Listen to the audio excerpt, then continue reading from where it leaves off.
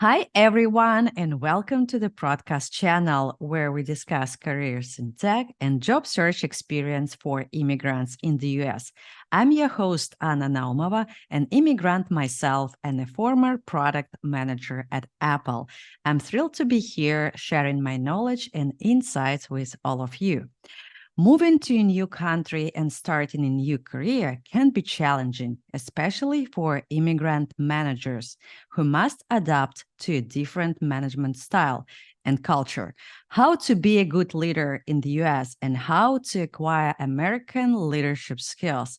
We will be focusing on this episode. Stay tuned. But before we get started, I'd ask you for a favor. Please subscribe to my channel. Each week, I release a new video about job search and immigration to the US. If you need a perfect ATS-friendly resume or an advanced LinkedIn profile, please visit annanaumova.com to schedule a call with me. I also just released my ultimate guide for immigrants on how to create a perfect American resume. You can find links in the video description below. So my guest today is Tatyana Sanikovich, HR advisor and leadership coach with over 15 years of HR and leadership experience in the US market. She's also a creator of the group coaching course called Confidence Catalyst for Leaders. Hi, Tatyana. And thank you for joining me today. How are you doing today? Hello, what a pleasure to join you today. I'm doing great. It's a beautiful morning in California. In California. Where I live. And so I am definitely enjoying it fully. So lovely. I'm really excited for our conversation today. Perfect. Can you please share a little bit about yourself and about your background? Absolutely. I think I'll start, as you were mentioning, what this podcast is for, is I am an immigrant. So I moved to the United States 24 years ago so I originally am from Belarus, and I moved to study at the university. So my experience starts with school here, and then my whole professional career is all in the United States. And majority of my professional career is in human resources and leadership. So that's kind of where I find myself. I've always worked with people. I always cared about people. I originally wanted to be an interpreter. And so what I'm realizing now, I interpret sometimes in the same language, but between people constantly, between their cultures, between their differences within the same culture. And so I continued being an interpreter, whether of the same language or different ones. So that's what I really enjoy. And then I've done 12 years as an HR director at Esalen Institute. It's a large nonprofit organization that's focused on human potential.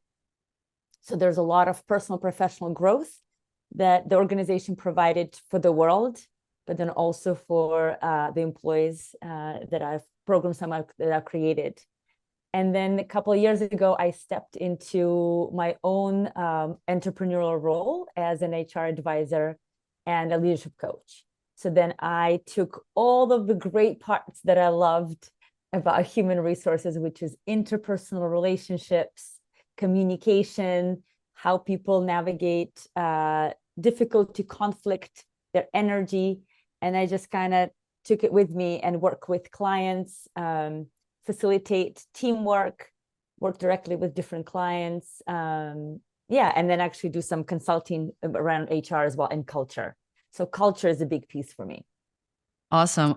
So you are an immigrant, you're an entrepreneur. So I think that's a great combination for the guests today to discuss how to be an immigrant leader in the US. Absolutely. Perfect. Okay. So what does it mean to be a leadership coach? What are your core values and beliefs in this role? Thank you for asking. For me, a leadership coach is a so for leaders is a confidant for the leader. So there's different hats I wear as a leadership coach. It's a confidant, it's a cheerleader, it's an inspiration, but it's also somebody who can really cut through all of the screens that we've put up for the world, can point to your blind spots, can be honest with the person, because that's a lot of times we lack is our loved ones around us are very protective of us, so they don't use honesty in a certain ways, and that's what we need as people to grow and learn. So for me, leadership coach is combining all of those roles, and leadership and management can be a lonely place, and I'll speak to that more. And so having somebody who understands as being in that place, as well as knowing the difficulties of it, that's kind of, for me, the leadership coach comes in, that somebody who wants you to aspire to grow as a leader, but also has the tools and support systems to support you in that. Perfect. And who are your clients? Who are you Yeah, I coaching? work, absolutely. So I work with leaders, whether it's actually somebody who is a leader of a team, somebody who owns a company, or is a, as a top level of the organization. As long as a person is leading a number of people, and they that's one piece. The other piece is and they're in the role where they're just new in the role, or they're learning and they want to grow. Let's say they want a promotion, or they've just grown in the role and they're not quite sure how to navigate that terrain. Or they, in terms of consultants, because I have several clients who are consultants themselves, so they own a business, is they want to grow their income. And a lot of times we're always tied to money, but money is energy at the beginning and the end of the day. So how we move everything else and what our mindset is around all of those parts, that's what moves that kind of money in a needle piece. So those are my clients, people that lead others in various ways, and then they're expanding in their leadership roles, or actually stuck in the one they're in. So it's that transitions and growth that I work with. I like this expression that money is an energy, like finally at the end of the day. So money is the consequences, right? It's exactly, it's the means. So money is the means of how everything else comes together or doesn't come together. Yeah, that's super cool expression. So let's talk about leadership in the US. Who is the leader in the US, and what are their main responsibilities and challenges? Sure. The way I see, and I've experienced, right, as a leader myself, and then working with leaders, and actually intentionally creating a course for that is, a leader is, and I'm actually going to read because it's like I wrote it down last night, is someone who guides, inspires, and influences a group of people or an organization to achieve common goals and objectives. So leadership is about setting direction, motivating and inspiring, and fostering a positive culture. So that is a leader in this culture, and the way I work with clients and I practiced myself.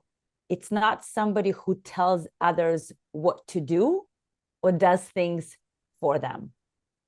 Interesting. So guide, inspire, motivate, and you mentioned positive culture. Why positive culture is important here? We spend a lot of time at work, whether we work for ourselves or work in organizations. The quality of that day and time really matters. And that's actually coming back to my values. Why do I do what I do? Is that work with leaders. A leader impacts quite a number of people. It can be from, a couple of people to thousands of people. So that comes with the responsibility of how that leader shows up and how they create the culture, consciously or unconsciously. And unfortunately, a lot of unconscious ways we create culture at work, kind of implicit and explicit. So for me, the positive culture is important because I want everybody to be you wake up in the morning and you want to contribute. You want to connect with your co-workers. You want to do something meaningful, that then you see how that impacts the world or people around you.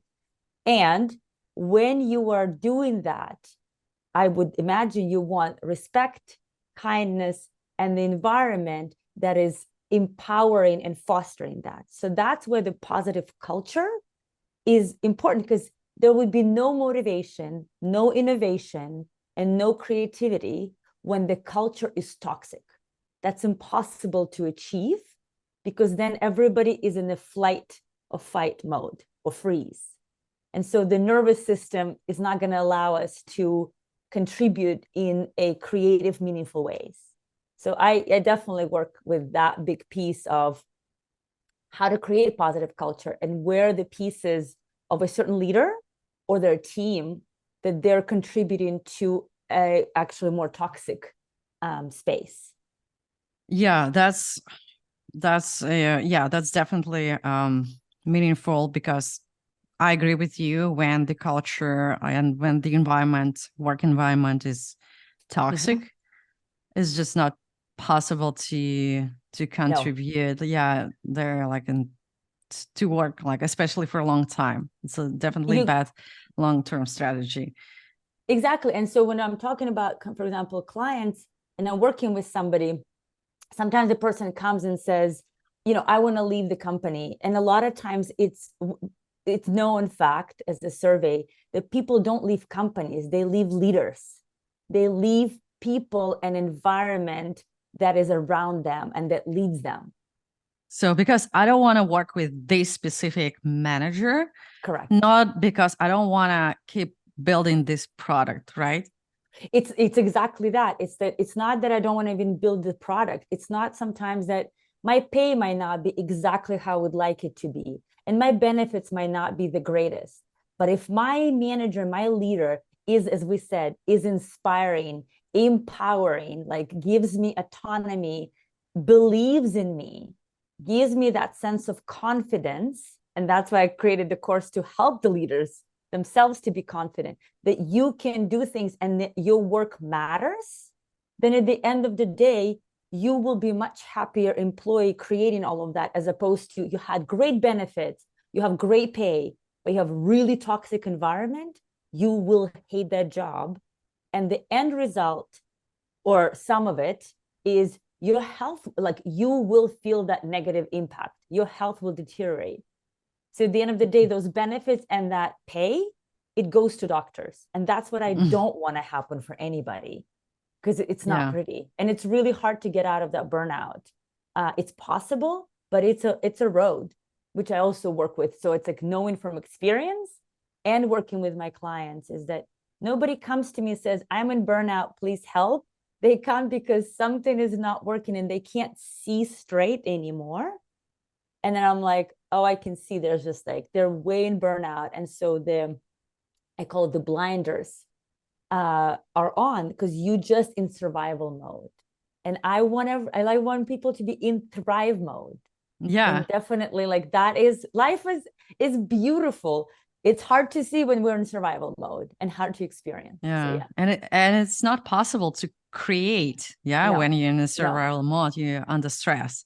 That's the issue. Yeah. Yeah. That's the issue of the interview. Exactly. And the energy that we were talking about, the creative energy, it needs space. It needs ability to find, like, what do I see that I haven't seen before? When we're in survival mode, when we're in the mode of we're not sure of ourselves, right? Or we do all the things we don't delegate to others. Like, there's so many things that come in our way and we feel that sense of overwhelm. There's no way for you to see the world any differently than it's fallen apart. And so that's where a coach comes in, is helpful, is I'm the kind of the tracking and the reality check person to see, like, are you repeating the same patterns? Are you noticing that what you're doing is creating this space, even though we think it's all the others that created? At the end of the day, it's our life.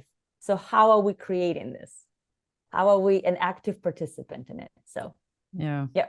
So, what are the key characteristics of a successful leader? You've already mentioned the successful leader has to be inspiring, motivating, creating a positive culture.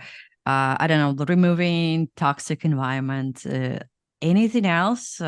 Absolutely. As you were talking about inspiring, motivating, that's the vision. So the difference for me, the biggest difference between a leader and a manager, for example, people like, what is in this culture? I'm going to speak for that. Is a leader has a vision and is able to communicate that vision. They don't operate from this is our task. This is a to-do thing. Here's a vision. Here's a long-term goal. Here's where we're heading. And so it's keeping the eye on that, kind of like the lighthouse, in a sense. So to me, a vision piece is really big, and communication, skillful communication is an absolute key, one of the key ingredients to be a successful leader. And and that comes with having difficult conversations, having uncomfortable conversations, being able to gracefully do it, as opposed to avoiding them. They will come back. Or delivering information to your people to inspire them. That's a skill. That's absolutely a skill. And then another piece I wanted to mark is emotional intelligence. And emotional intelligence, a lot of people go like, it has sometimes kind of a blanketed statement. However, it has, I wanted to mention 5 components that they kind of permeate in one way or the other. This topic we're talking about, the work I do. So emotional intelligence includes empathy, effective communication and social skills, self-awareness, self-regulation, and motivation. So when we as human beings, and especially leaders, work on those 5 things, I can guarantee to you, you will be a more effective, competent, liked, appreciated, inspiring leader. So you can learn, right? It's not like that's your inner you're done for the yeah.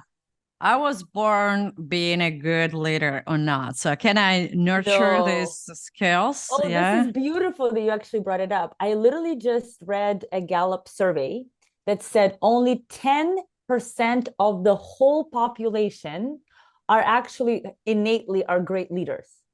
And 10%. I wrote it down. I was like, oh my goodness. And then 20% is and then another 20% of people possess enough leadership traits to become great leaders with training and guidance. That leaves 70% of population cross out, from being a good leader, right? This is we're saying this is just those that it feels maybe easier to them, right? Or that's a 10%, 20% still the training and guidance, and you can be a great leader. The rest of 70%, we really have to work at it. We really have to have an intention. I believe people. You mean it's possible, right? It's totally. It's possible. Totally. It's just like requires more work. For me, and from my work as a leadership coach, and actually an HR advisor as well, and that's the reason why I created the course, is that it all comes with intention and your goal of, I want to change and I want to be a better leader.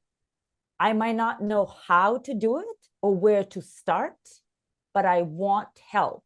The minute the person says, I am willing to change, and hear some other people's ideas of what that might look like, and be able to be receptive to that, the whole world will change. It's absolutely possible.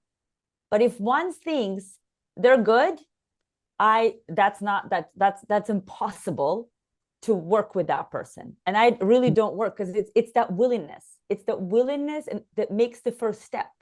And after the first step, it's how do we make changes? One step at a time.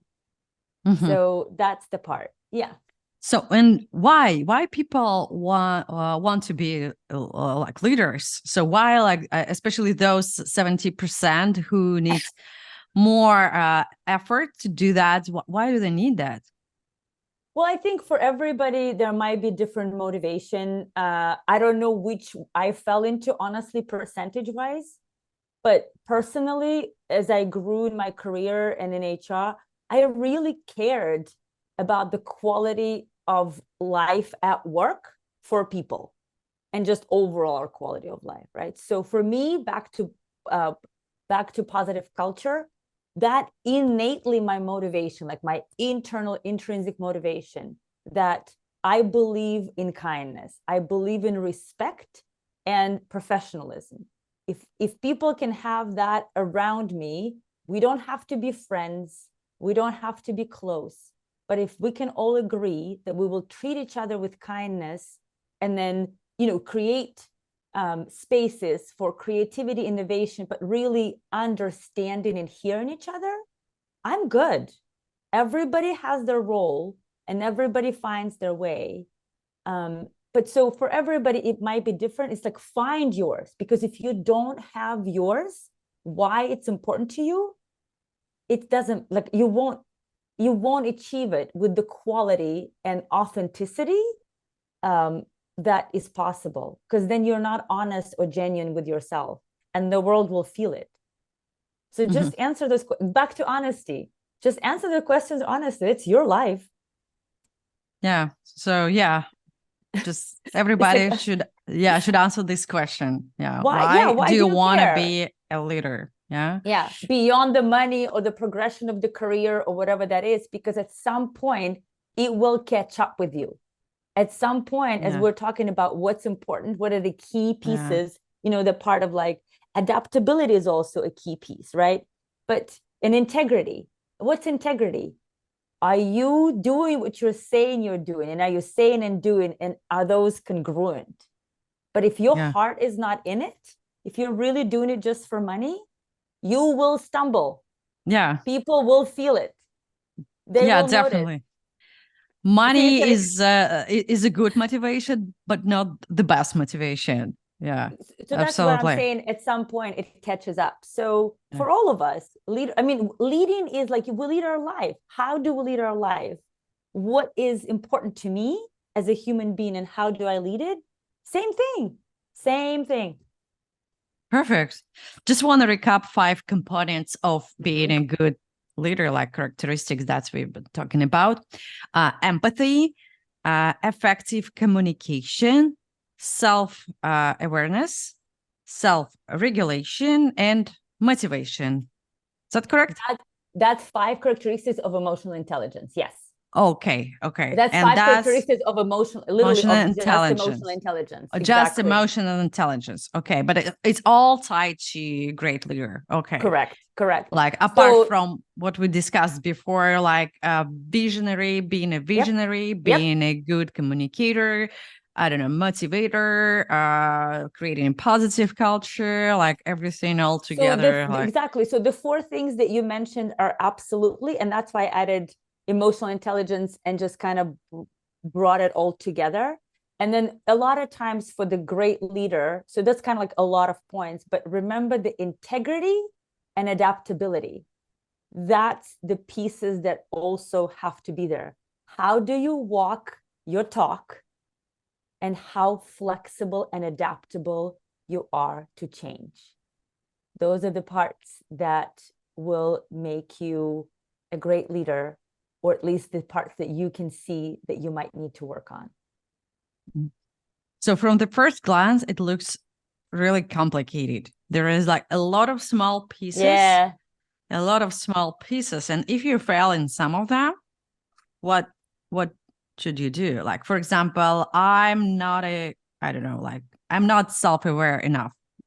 Just an example. Oh, that's a good one. So self-awareness is, so emotional intelligence as it is, and that's why I kind of broke it into like its own thing. It's absolutely, it can be learned, but it's probably, from my experience, kind of the hardest. It's the longer road, because like as you bring up the self-awareness comes with certain practices. It really actually helps to have a coach, a mentor, somebody, or a peer, where you kind of like a buddy system or a friend that you really trust, to start developing it. But it's really, there's self-awareness practices. Meditation is one of them. There's other practices, Tai Chi, like different physical practices and mental practices that you could look at and go, okay, am I a little different today than yesterday? And again, we really seek very quick results. And I can tell you, with emotional intelligence and all of these parts, empathy, self-awareness, they take time. So please be patient, but seek resources. These are the hardest to get on your own, or I would actually say some of them, it's impossible, because you need that reflection. You need somebody to bounce off of, to say, you notice in this. And that's the big piece that I work with clients. And actually in this, the Confidence Catalyst course, is working with leaders to say, are you noticing that you're repeating a pattern? Are you noticing how you are in this conversation?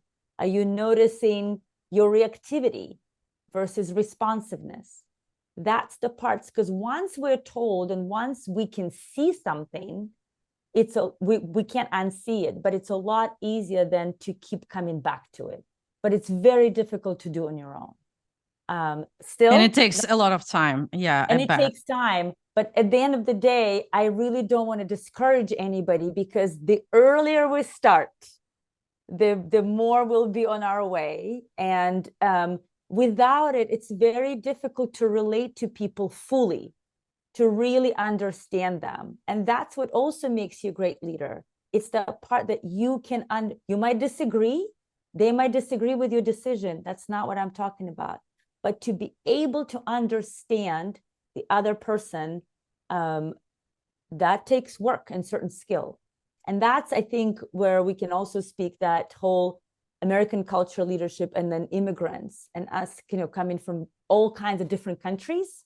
These are the nuances that before we switch to this topic, I want to just clarify on the last point from this conversation about characteristics about this Gallup survey and research. And I'm very wondering where I can find this survey. Can I find out which bucket I am? Am I a 10% of leaders, or am I in like 20% that having enough traits to be a leader, or am I in the rest of 70% that have to push hard and learn hard to develop these traits? Yeah. So here's a great example.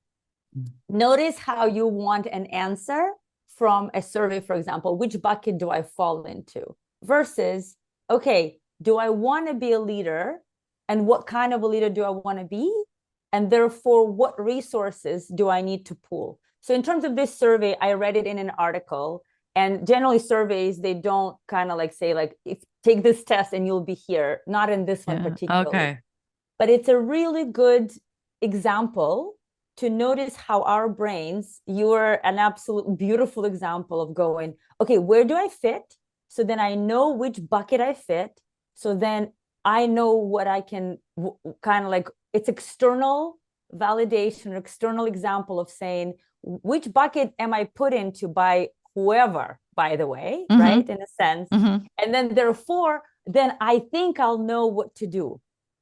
What I'm saying, it's great awareness for us to say, hey, when we say my leader over there, everything comes easy to that person. I want to be like that, but it's harder for me. And then we get frustrated, and then we give up because it's too hard, because it looks really easy for them.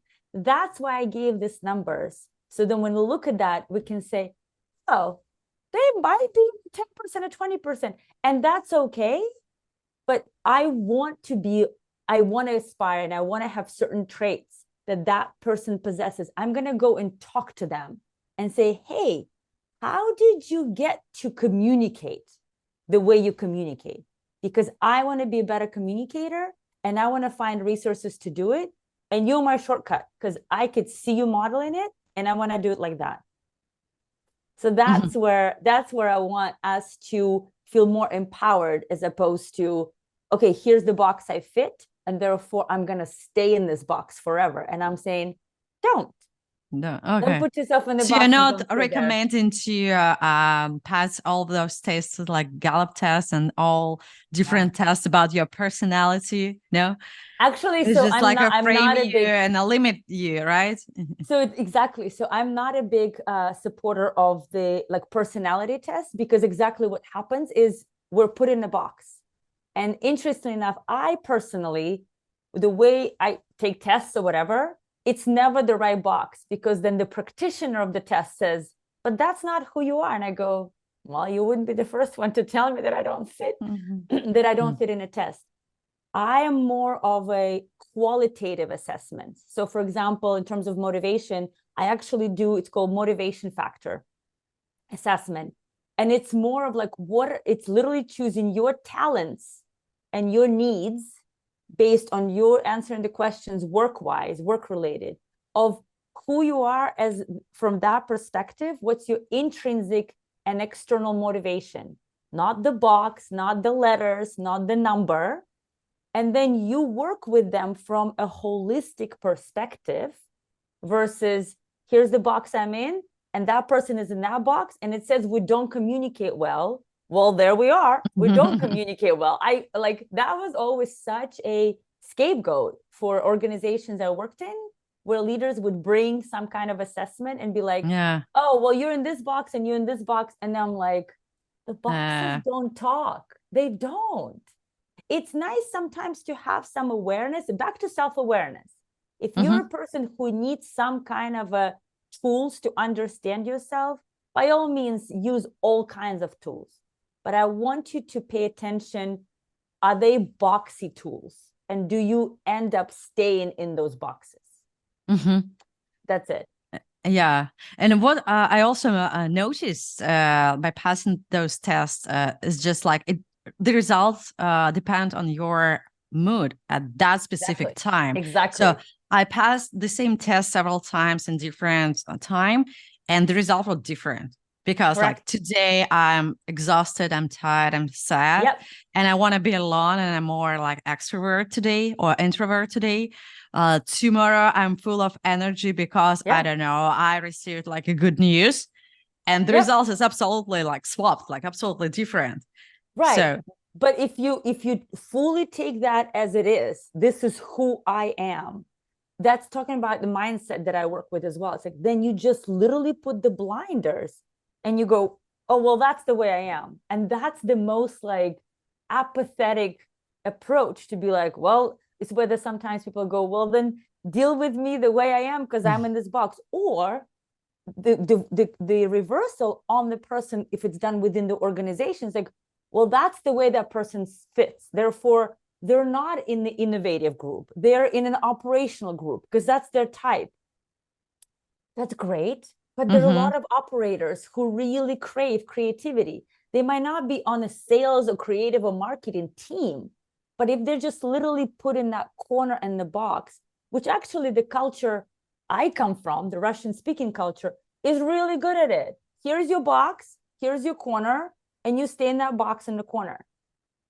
And so if you as a leader come from that culture, and that's how you were raised, then that's how you look at your people. You're like, wait, let me just position you in all the boxes that I know how to manage. You know what I mean?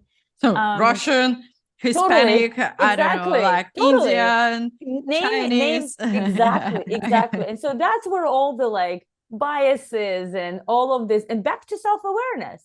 That's the part where, so I'm saying, it comes from so many angles, the practice of self-awareness.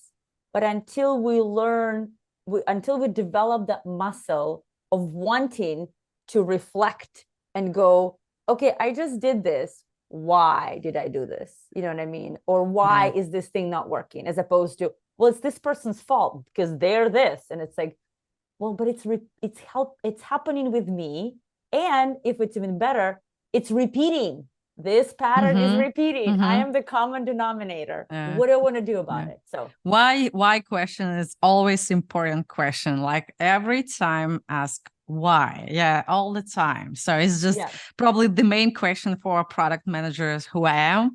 And every time when I start doing something, why I'm doing that, what I want to achieve, what's my goal. Yeah, that's like I think the main question, it should be the main question for everyone.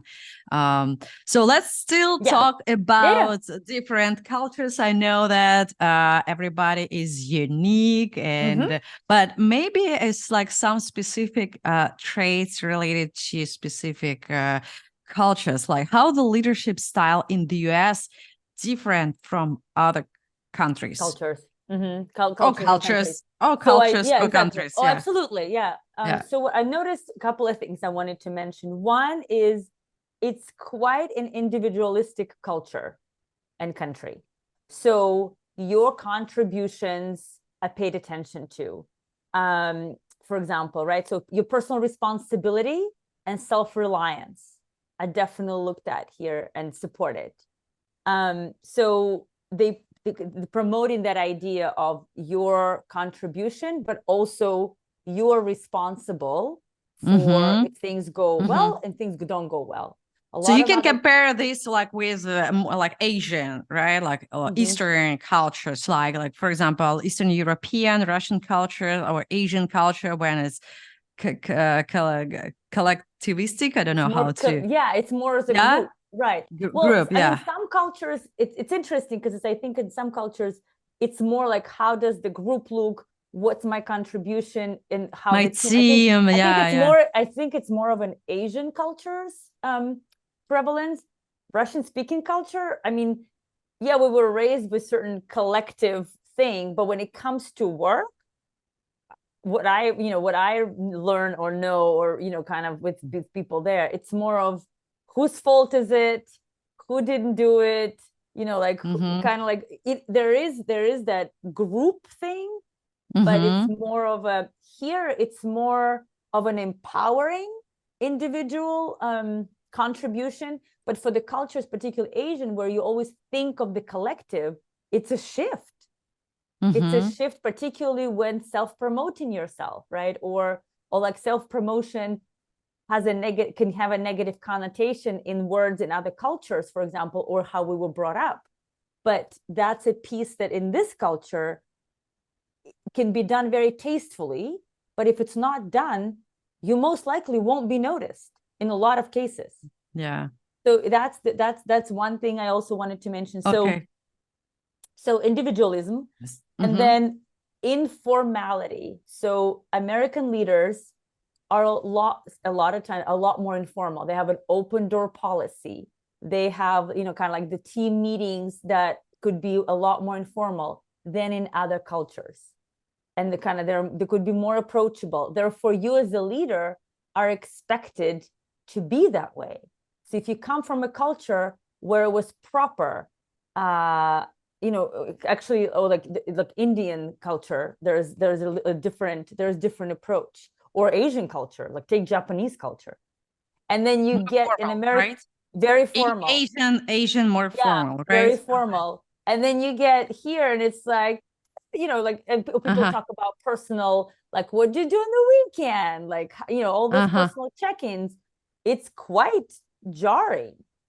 But it's also really jarring the other way when the leader from those cultures come in and Russian, including Russian speaking, and they just want to do, like we're an agenda, let's do work. Like I get to the meeting, this is when you have my time. You got to address me with like Mr., for example, right? Or like we grew up in a culture where it's like first and middle name always. Here it's everybody by first name basis. There's no,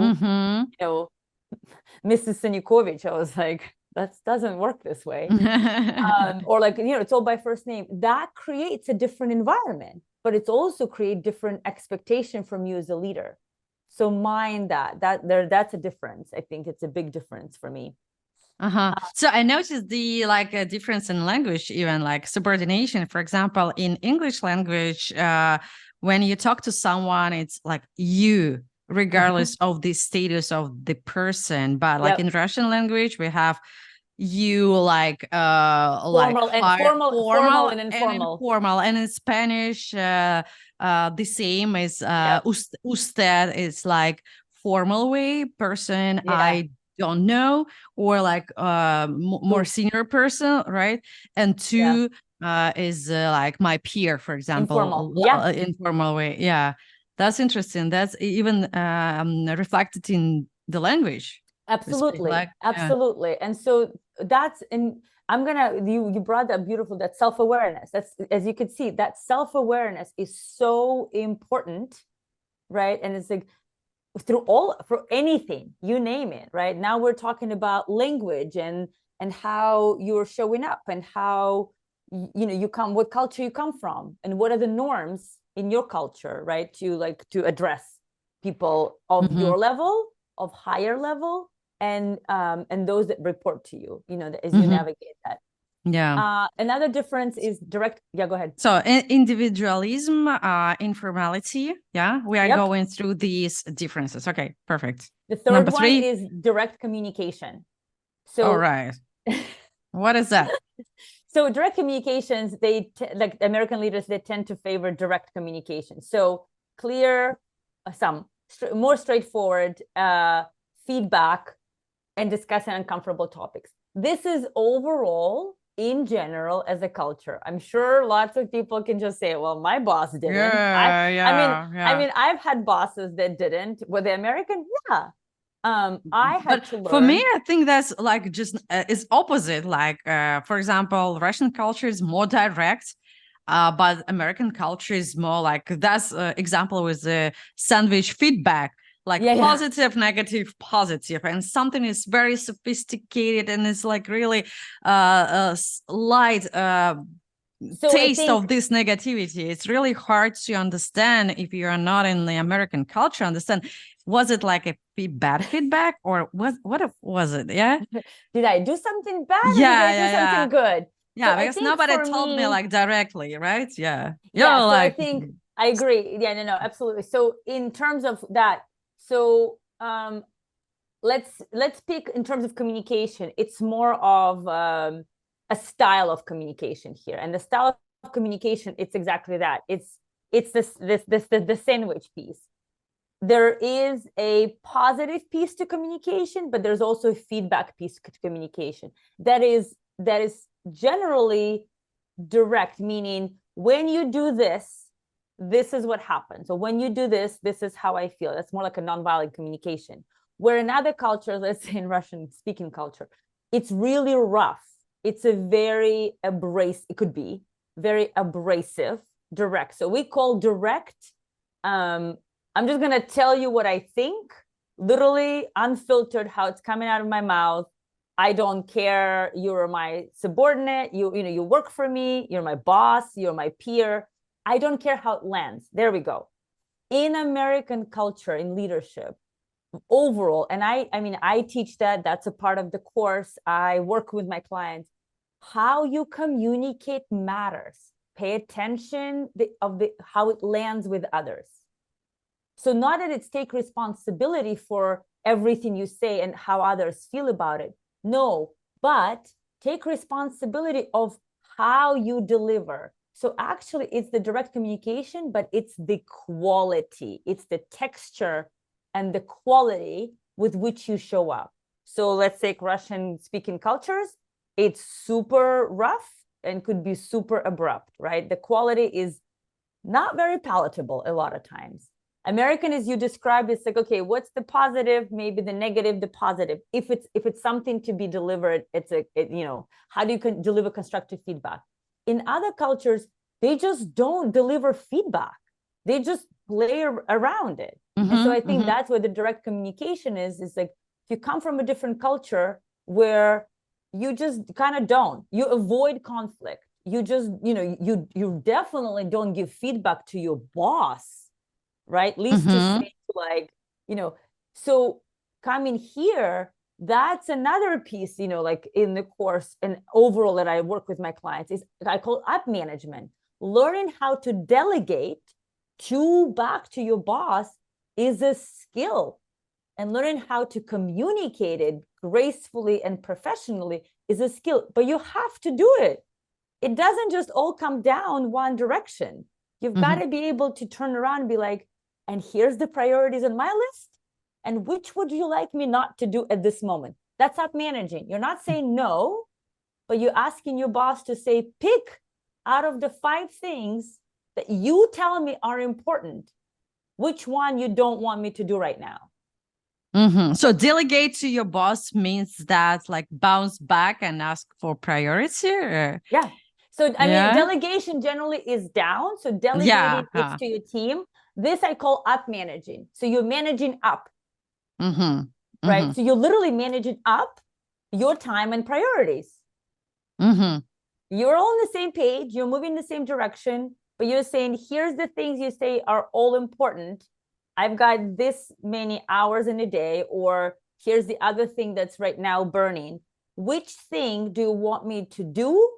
And which thing right do you now, want me to do right now? And you want me to, and it is a leader. It's actually, so that's a leadership role, to be able to like do this puzzle for your people to prioritize what's important for them. And that's the skill that they're learning. But that's culturally, that's not okay in lots of cultures. You know what I mean?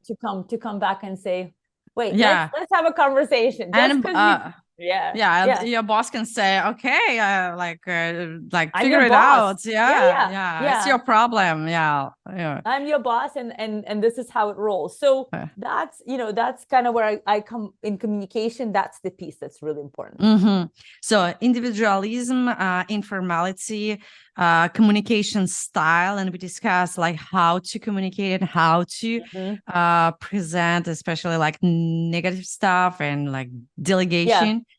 Anything else? I think, I mean, there's a couple of things, but like entrepreneurial spirit. There's definitely entrepreneurial spirit in this culture.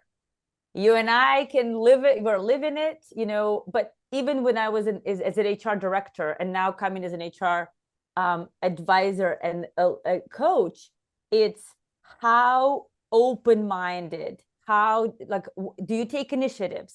Do you, you know, like you create new opportunity? Do you see new opportunities, or do you just do what you're told? Which that's a culture we came from. It's like, here's your box, here's I'm telling you what to do. Here's what do it, right? So that's the silently part of total exactly. It's like, did I ask for your opinion? Kind of thing. And so in other cultures as well, is that, you know, if the authority figure set the goals and set the things, that's how it is. Right or wrong, that's not the discussion. The discussion is when you come to this country, a lot of people, majority, kind of come for that spirit, for the spirit of opportunities. And you are coming, all of you listening right now and looking for jobs here, or probably living here or moving here or looking for jobs. That's the spirit is probably that is driving you, one of your motivators. And so coming back to the good leader, like it nurtured this creativity, positive environment. I don't know, building some cool the stuff. Innovation. So the innovation, that comes from this. It's this willingness to see things that are not done the same way, but also to bring it up. So no matter where you're in an organization and how the organization is structured, are you noticing them? Are you communicating? Is it supported? So, I mean, again, there can be, you know, all right or wrong or all kinds of experiences, but as a whole, this culture has a lot more of entrepreneurial spirit than a lot of other cultures on this planet. Sure, that's why we are all and that's one of the reasons, like California, Silicon Valley, in California, and that's why a lot of innovation, was like a lot of great products were built in California. Exactly, Silicon Valley with like the place with the highest entrepreneurial per capita, per square mile or something. But overall, just remember, as a leader, that's the part that's even in organization. Sure, you have the goals and the values of the organization, but do you see how you can contribute? Do you pull from different resources? Do you have this inquisitive? That's what it is. It's do you have and develop this inquisitive mind, the curiosity? Are you curious how things can be done differently? Mm-hmm. That is a difference. Yeah. And a lot of times, and I hope in your experience as well, is that curiosity rewarded? When you're curious and you bring things up, is that rewarded? Or is that kind of, or you're like, no, not right now, or something. So that's the thing. It's also not the end of the road. If somebody says no, keep developing that muscle. Yeah. Because if it's not in this organization, it's a really helpful muscle just to have in your life, period. So, perfect. Yeah. Perfect. The last one, the last difference of the US leadership style because I have several. So let me see. Yeah. Let's do five. Five. Yeah, absolutely. The fifth this one is like together. It's adaptability and innovation. I mean, we talked entrepreneurial, but adaptability. So that's the part in this culture that is, and you just mentioned New Silicon Valley. So, for example, or just manufacturing or different industries. It's the ability to adapt to changes and to adapt to disruptions or create disruptions and then see how people adapt. So as a leader, how quickly do you adapt to really change? And remember, the only thing that's constant in this life is change. And we as humans really don't like change. But again, back to it's constant. So whether can learn to adapt and work with it, or we can be resistant and work against it. And it's a hard, difficult journey. It will be continuous. It doesn't end, right? So it's back to that adaptability and innovation. Is like, how are you adapting, in the business environment, like the change? Are you taking risks? That's another piece between a leader and a manager, actually. Leaders take risks. Yes, they are accountable for them, but that's what actually separates that mindset as well. Like if let's say you're a manager and you want to get into the director, and that's, to me, a lot of times in a hierarchy, there's a difference because the responsibilities and what's expected of the director is kind of the difference of the like the visionary, the taking risks, the taking that, kind of like more of encouraging and motivating and inspiring. And the manager does things. They operate. They make things happen physically themselves and the team. So that the taking risks piece as well. So yeah, adaptability and innovation. Perfect. So, all right. So there are a bunch of differences between American leadership style and Asian or other countries' leadership style. So, what are some unique challenges faced by immigrant managers in the US? From different, let's say, let's take an absolutely different, opposite culture, like Asian. Sure. They're like more conservative. They're like more collectivistic, more formal, with direct communication. I don't know, like yeah. So I mean, the biggest of the unique challenges, I mean, and they'd be like big topics. So first one is the cultural adjustment, and you just mentioned a completely kind of very different culture. So in all of these aspects that you just mentioned, that is an adjustment. That's a big cultural adjustment in terms of. I think first you need to be aware of that, right? So yes, definitely like awareness. Your topic of today, Anna, is self-awareness. Yeah, just like not even self-aware, but like just aware of that differences. But that's all. It's all awareness, exactly. So it all comes from self and others. So then once we can look from the inside out. But yes, that's exactly it. Is you have to pay attention and be aware that there's going to be I'm seeing there's like, it's very sunny. Sorry, guys. Perfect. It's very sunny in California. It's better to yeah. It's like do not complain. Do not complain. Exactly. Sorry, but yes, to have those understandings that you just mentioned about the language, the work culture, how kind of the norms of the society, the norms at work. Be aware and kind of explicit for yourself. And the way to be explicit, back to that self-awareness and having a coach, a mentor, as somebody that you can check with, you don't know what you don't know. You come from a different culture. And that's where the work with somebody comes in, is that they shine the light. They're the person that know their lay of the land, or they know the dynamics, right? Or they kind of interpreting it for you. Where you come in, you're like, this is how am I going to do it? And it's like, actually, no, not in this culture. I suggest you do this and this and this. And again, like in my work, I suggest and recommend things. You do whatever you want. It's your life. But I really want people to have shortcuts and tools, as opposed to really hit all of these icebergs all the time, because then it becomes very discouraging.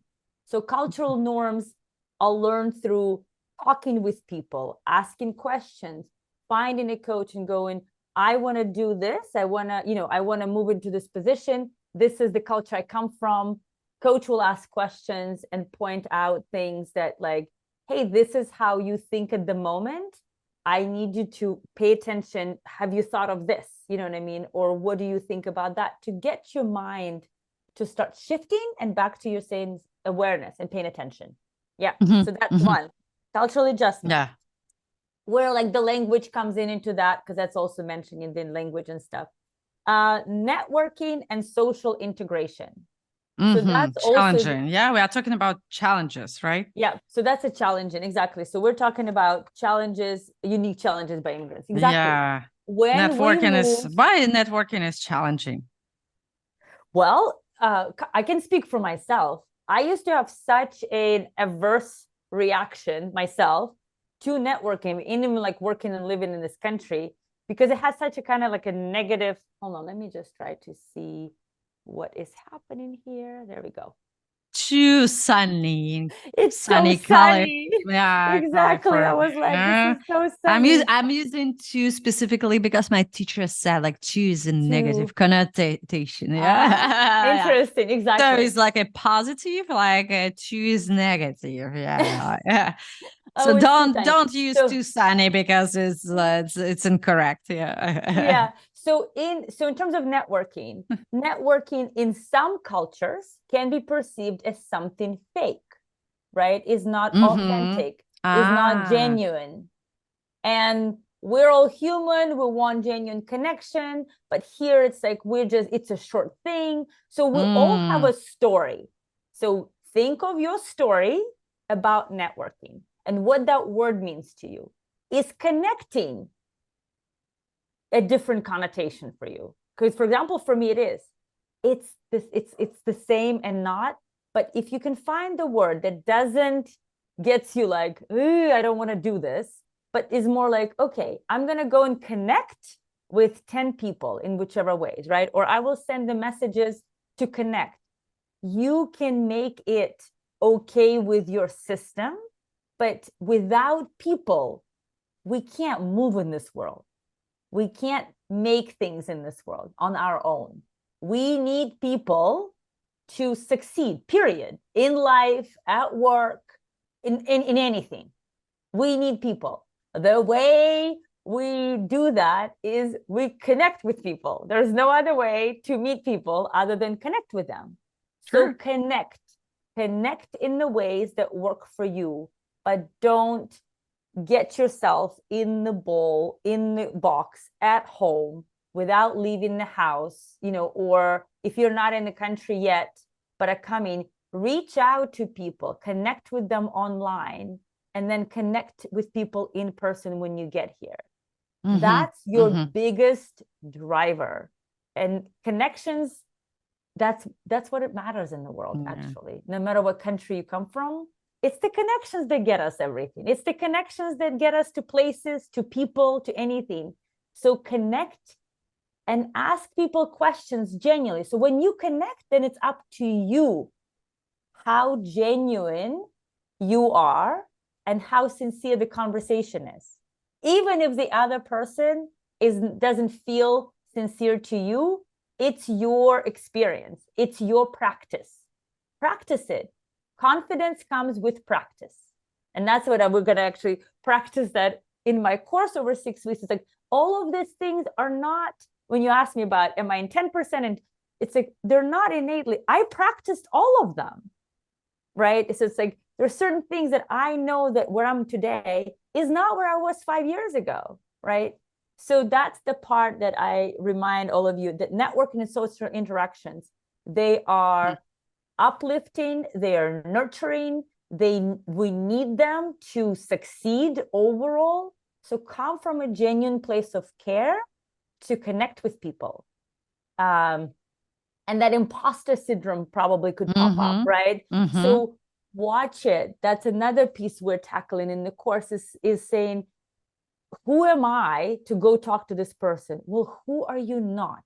If you don't reach out to the person to connect, you will never find out. But in my experience, which I totally had with, imposter syndrome, and it pops up every once in a while, is unless I do something, unless I reach out to the person, I will never know. And so do it.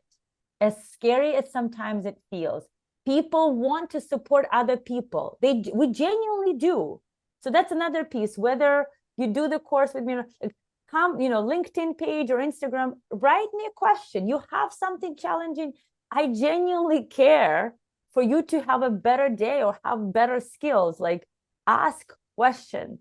Don't think that somebody, might not find time or feel that they're above. Give them a chance.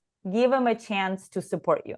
So that's just even just ask for help. It's also very important, because it's a big one. Sometimes we are so shy to ask for help. We are afraid of rejection. But if you haven't asked that, you would never know about the results. You, like, the other person cannot read your mind. And you have to ask that. You have to ask for help. And the part that you're saying about, we can have a whole podcast about asking for help, and the cultural piece, because that's a big cultural us humans, that's one thing that but the other piece is cultural, is that a lot of us come from cultures that don't teach how to ask for help. And when we start learning asking for help, hopefully you all are, we actually are really bad at receiving. When people come to us and like, I really want to do this and this, and we go, I can do it myself. Because asking for help for some cultures means that showing your weakness. Exactly. Nobody wants to show weakness. Like in some culture, it's a shame. Embarrassing to show your weakness. Don't show, I am like the strongest person. I can do everything by myself. I don't need help. So that's also a difference. That it's not your weakness. Absolutely. It's like, absolutely. And as you mentioned before, like we need people to build something. Anything. Anything. Anything. We need other people to do that. Anything. And so that's the part, as you're saying, is like, pay attention. Then just back to the cultural differences. And it's like, are you coming from culture or family that asking for help is shameful? Therefore, networking and socializing will absolutely have like an underlying thing of using people. It's like, how do you guys think Anna and I met? We met through actually a common friend who connected us.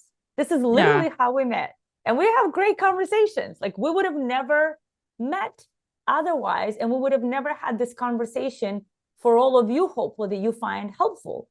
So that's the intention that you bring in. Or when you're reaching out to the person and you might need help. Like, I just had a conversation with somebody yesterday, and we were connecting, and then she was the one asking. She's like, well, how can I support you? That's that's a great question, because we came to a different, we came for a different topic.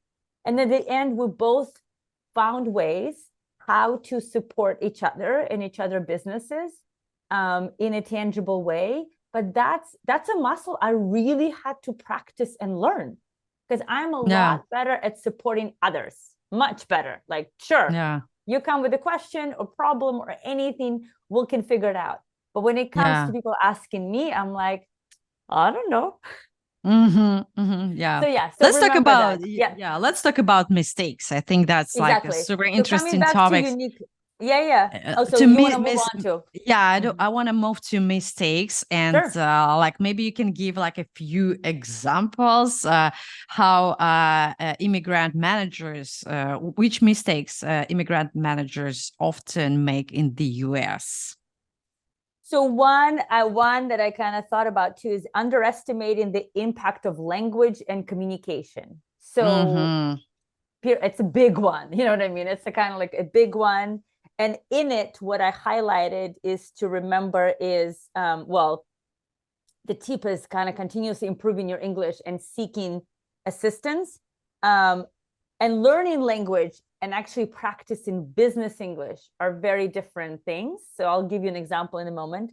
But the biggest piece is practice active listening and confirm for understanding in conversations. And again, I do this work with English speakers, and English is a first language for them, where it's this reflective listening. So when you talk to somebody and they gave you whatever, some information, there is a way to check for understanding. Let me see if I heard you correctly. And then you repeat what the person said. It would land in your brain of kind of with the details, but it also gives the person that idea or understanding that you heard them. So it kind of, it tackles various things in terms of communication. But it comes to English. So an example I have, I'm working with somebody who's actually from Spain, and it's a CEO of a company in Spain, but it's for the English speaking company, right?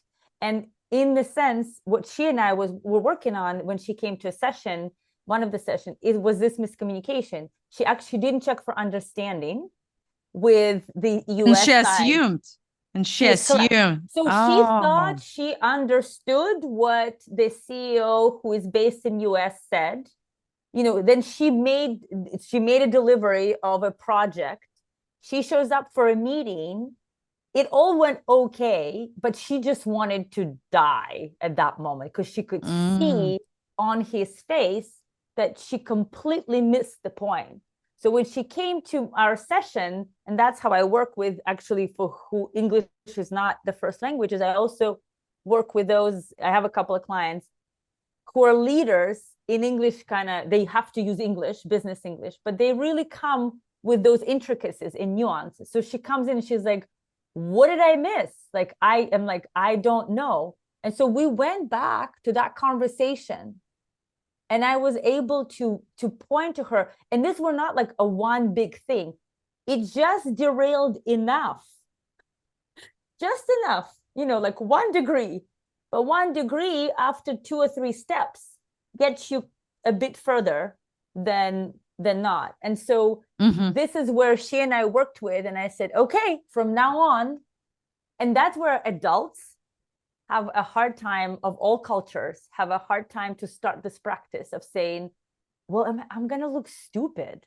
I'm going to say, well, let me check for understanding, right? And I'm going to look condescending, or I might sound condescending. I say, well, you need to check your tone. Condescending sounding is a tone. And I wouldn't look stupid. And that's where we all stop, is God forbid we look like we don't understand. But if you come from a humbling place of saying, this is for me to understand you. So let me make sure. I am yet to experience a person who says, oh my God, they check with me for understanding all the time. When are they going to get it? I've never heard that. But the person is going to walk away heard, and you will have the data and details that you need. And trust me, more times than not, particularly with us, with second language, there is some detail that somebody missed. There's some detail that the person clarifies and says, actually, it's this. And it's in those details that some problems can be avoided. So just to recap, the like one of the biggest mistake is when an immigrant do not understand someone. They cannot even ask for like to repeat or like just to rephrase what they've heard. To just double check that they understood everything correctly, right? And it's like ashamed for them to ask, why should I ask that again and again? And that causes you confusion when you misunderstand something and come to the meeting like unprepared. It causes misunderstanding, and it causes more work. So every time I tell everybody, it's like, this is one thing you can ask at the end of whatever detailed thing. That's 2 minutes.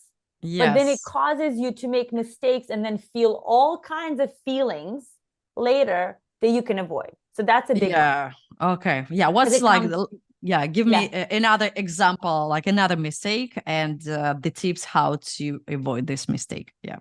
So another one is not seeking feedback or mentorship, for example. Oh, that's perfect. Yeah, let's talk about it. Yeah. I know like people have biases about mentorship. Like, why should I pay someone for advice? Yeah. So to me, and I used more mentorships within my work and kind of used my peers and other organizations for things. But this is, and I've done mentorship and coaching. So in the things. Exactly. The question is, why do I have to ask for advice? To avoid making mistakes that you can avoid making. And that's the first one. The second one is to actually speed up your growth and your success. Because sure, you can do this on your own, but trust me, and I've experienced in my career and then working with clients, it will take a lot longer and you will not get as high as you can get. So that's the piece about mentorship and coaching. There is a person that is engaged and vested in your success. So it's like, I am vested, I'm not attached, but I am absolutely on my client's side for them to succeed. But I'm also vested in their potential and pushing them beyond their comfort zone. We don't push ourselves. I mean, we think we push ourselves beyond our comfort zone. Lazy. And we care about ourselves a lot. Don't touch me. Yeah. But we have all kinds of insecurities, all kinds of things that come up that, that if we don't work with them, they just kind of stifle us, right? And just kind of not let us go. Fears, like we can talk, that's a totally separate topic. In the meantime, it's the person is fully vested in your success and can see your potential beyond what you could see and believes in you beyond what you believe in yourself. You can achieve such high, like you could skyrocket to the places you really don't know you could. And I could say, like, I mean, literally with the clients, and that's the joy I get in a sense, to actually see the person taking that responsibility and making those changes. And then, 6 months later, we're talking, the person's like, I'm making 3 times more, back to energy. That's not the goal we started with. We just started with their growth and mindset. And it's like their results that they're seeing are mind-boggling to them. And that is the delightful moment for me when I'm like, that's all I care about. The person is like, I am where I never thought I could be. So that's why you want to seek mentorship and coaching. And the feedback itself, like that's a separate one, is that we don't improve unless we know what are the areas that we need to to improve, or they're highlighted for us. That is done through feedback or self-reflection, but majority of it is through feedback, whether it's feedback from your colleagues, whether it's feedback from actually your team, whether it's feedback from your boss. It's important, and it's for the leader, and particularly some cultures, they really don't have that built in them, and they also don't have that ability to accept feedback. How to ask for feedback? Yeah, what I've learned in the US that people do not provide you feedback if you don't ask them for feedback. So You got I it. feel that you have Yep. to ask for feedback. How? Yep. Well, it depends. So, for example, as I worked, it's like you can come to your team, and I did it when I was an HR director regularly, right? So let's say what you do kind of regular is a cadence. You come to your team and you're saying, hey guys, one meeting, can you take a week and come back to me with two things? One, can you give me feedback on something kind of that you've noticed that I do really well and that's really supportive for you, kind of and empowering for you? And the second one, what's one thing that I'm not noticing that I might want to focus on?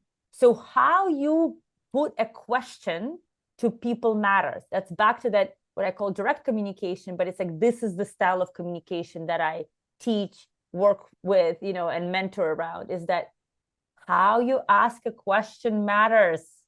And then what you do with the answers then matters as well. So don't ask for feedback. And once received it, dismiss it completely. It's like, that's the worst, right? So if you're actually asking for feedback, you better care and you better do something with it. But that comes with level of curiosity, level of responsiveness and not reaction. Please do not attack anybody that you ask for feedback, because you will never receive honest feedback from that person ever again. So if you're asking for feedback, get ready, be to have feedback. You have all kinds of feedback, but be okay to receive it and digest it. You're asking it to learn. If you're asking it to learn and do something about it, you're a lot more open and receptive. If you're asking to pick on somebody, or if you're asking for it to, like, I don't know, for what else, just because it's a box to check, don't do it. Don't. Because it actually it breaks relationships. So don't. Absolutely. Yeah, absolutely. Cool. And I'm really adept of paying for feedback. I think that when you have you ask for feedback and pay for that, you're more like cautious about this feedback. You're more responsible for feedback you have. You're more ready to deal with that, improve yourself, and do something toward that. Yes, because when you're saying paid feedback, like when you're talking with coach or mentorship, coaching, it's like, because you invested. And now you're like, invest okay, my money.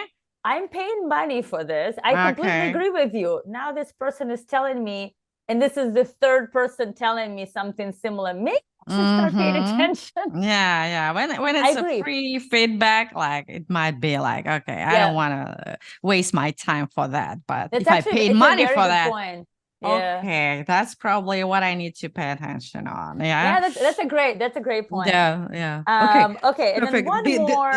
Let me see. Or how many? Did you want 5? No. I need I have another actually last question, because we run out of time. Oh, yeah. So yeah. Unfortunately, there is such an interesting conversation, and it takes too long every time. But yeah, we need to split it into multiple topics. For example, this separate topic, it might be asking for help. Yeah, another episode providing feedback. What I was saying. Yeah. Delegation. Do we delegate down and up?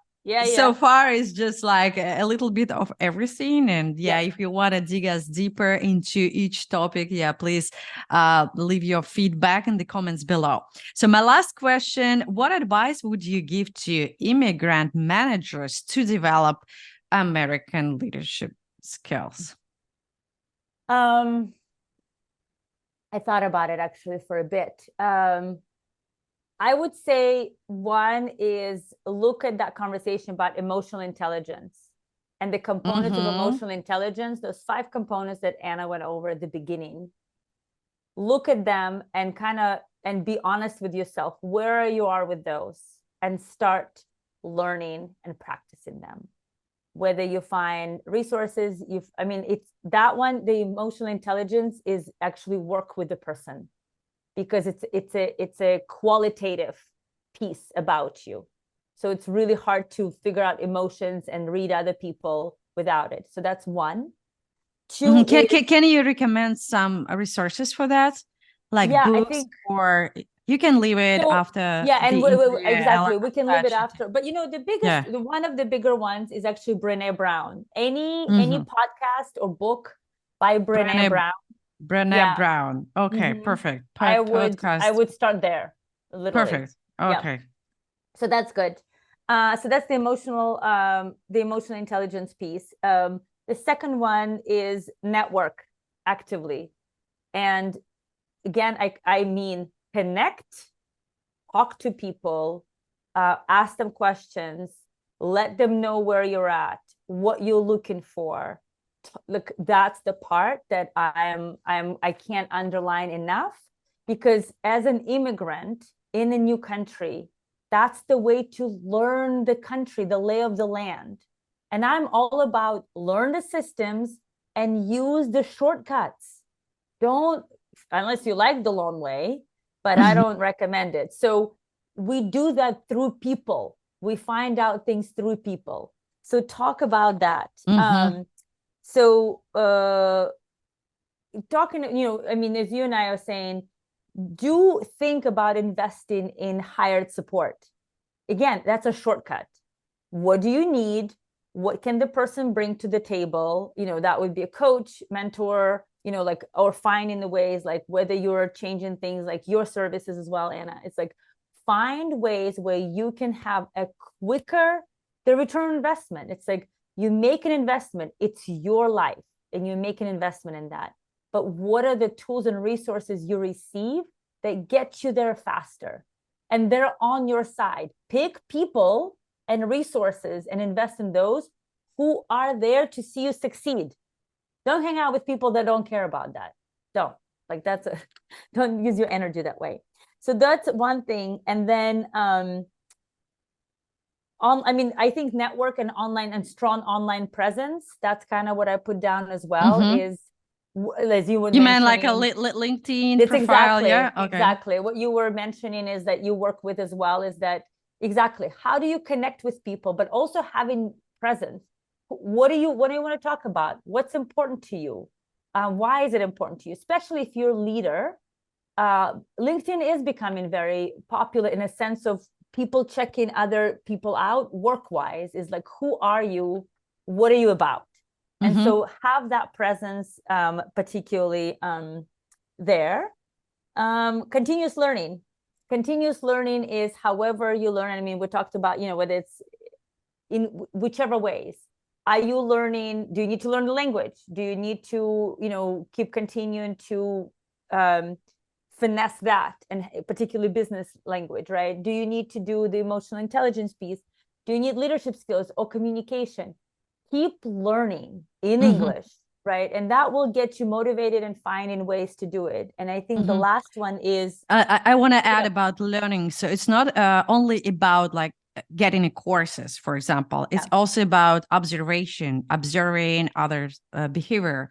It's also a great piece of learning when you go out or go to the like meeting conference and just observe how people behave, interact. like how interact, how Americans behave and interact, like how they communicate to each other, how they react, like everything, and try to absorb it and just apply to yourself. Digest it. Yeah. So that's a very good reminder that I also wanted to bring up, is that depending on your status and what you can do and can't do in this country, volunteer.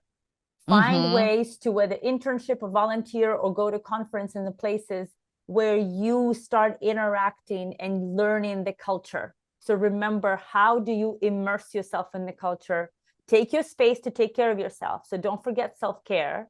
You don't have to be always out and always with people, but don't get into your clique and the group of those of the language and the culture that you come with, because it's really comfortable, because you won't learn this culture by being with your culture. Let me be really explicit about that.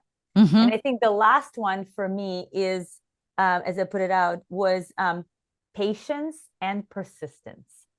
So that goes to that adaptability, it goes to change, it goes to all the other parts that we talked about today, is patience and kindness to yourself, but making steps. you make in one step at a time, small or large, and persistence. Don't give up. We're all here. I'm a walking, on one hand, I can say like, I am a walking success story in a way definitely in the sense of education, work, changing roles, adapting and changing and supporting humans and finding actually what really is it that I love doing and doing it. So it's all possible. It's back to that entrepreneurial spirit of this land and this country, but really believing, and I do believe, I mean, honestly, if you're watching this podcast, then you can. It's just having the right resources and having the right tools and people in your life that believe in you. And that way you can definitely move mountains. So. Perfect. Tatyana, thank you so much for such a very insightful, motivational, inspirational, informative, creating a good culture conversation. Yeah. Today we learned how to improve our leadership skills. Even if you're an immigrant with a different cultural background, you can use this as your strengths and an opportunity to stand out and adjust your cultural difference to the American culture. If you are planning to improve your leadership skills, please reach out to Tatyana. I will leave her contact information in the video description below. If you need to improve your resume or LinkedIn profile to build your networking, or maybe prepare for the interview with American companies, or simply learn the secrets of the job search in the United States, please visit my website, annanaumova.com, and schedule a call with me.